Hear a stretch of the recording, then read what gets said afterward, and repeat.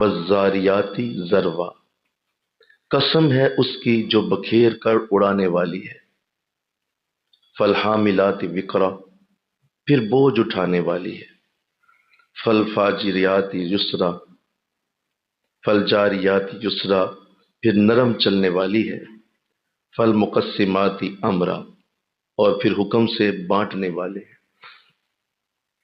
قرآن کا یہ اسلوب کہ قرآن اپنی بات کو پیش کرنے سے پہلے قسمیں اٹھاتا ہے، جس کو چاہے خاص کر دے، جس چیز کو چاہے وہ خود خاص بنا دے۔ کوئی خاص ہے تو ہوگی، لیکن اللہ جسے خود بنائے خاص، وہ خاص ہو جاتی۔ تو ایسی قسم بھی اٹھائی۔ پھر جب مومنین کے گھوڑے پتھروں پہ دوڑتے ہیں تو ان کے گھوڑوں کے سم جب پتھروں سے ٹکراتے ہیں تو ان سے جو چنگاڑی اڑتی ہے،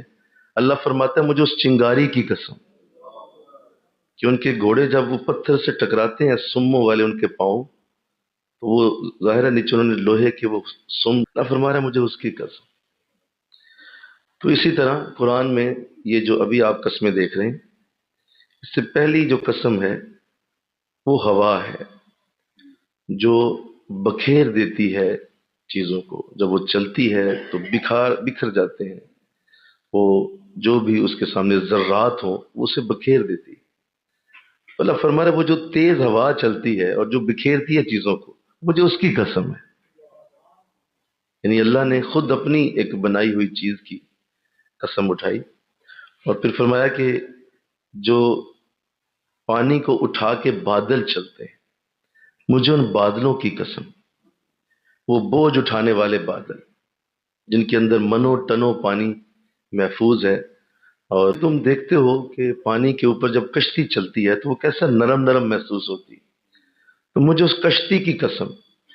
جو پانی پہ نرمی سے چل رہی ہوتی ہے اور بڑے آہستگی سے پانی کا سینہ چیرتی ہوئی جا رہی ہے، اور اس میں سوار ہیں لوگ اور وہ ڈوب نہیں رہے، اللہ نے انہیں ڈوبنے سے محفوظ کیا ہوا ہے، کشتی کے اندر وہ بیٹھے ہوئے ہیں۔ تو اللہ فرما رہا ہے مجھے اس کشتی کی قسم ہے۔ اور پھر جو اللہ کے حکم سے اللہ کا دیا ہوا رزق لوگوں تک پہنچاتے ہیں، بانٹتے ہیں، اللہ ان فرشتوں کی بھی قسم اٹھا رہا ہے، ان چیزوں کو جو کہ بظاہر ویلیو نہیں رکھتی، یہ میرے رب کا ایک بہت خوبصورت طریقہ تاکہ وہ بڑی ہو جائیں۔ چھوٹی چیزوں کو ویلیو دو تاکہ وہ ان کا رتبہ بلند ہو جائے، چھوٹوں کو مزید چھوٹا نہ کرو، چھوٹوں کو بڑا بناؤ۔ تو یہ میرے رب کے انداز ہیں۔ کشتی اسی نے بنائی، ہوا اسی نے بنائی، بادل اسی نے بنائے، فرشتے بھی اسی کے حکم سے چل رہے ہیں۔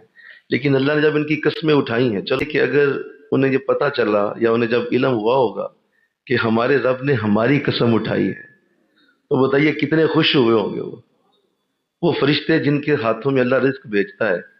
جب انہیں یہ علم ہوا ہوگا کہ اللہ نے اپنے کلام خاص میں ہماری قسم اٹھائی ہے، بتائیے وہ کیسے خوشی کے لمحات ہوں گے ان فرشتوں کے لیے، اور آپس میں کس طرح وہ گلے ملتے ہوں گے ایک دوسرے